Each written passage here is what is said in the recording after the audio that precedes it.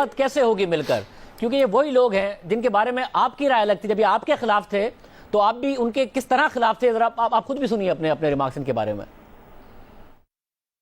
جہانگیر ترین ہیں جنہوں نے کروڑوں کا قرضہ معاف کرایا، یہاں علیم خان ہے جس نے لوگوں کی زمینوں پہ قبضے کیے، FIR ہے جن کی آف شور کمپنیز ہیں، علیم خان صاحب جن کی ریور ایج سوسائٹی ہے،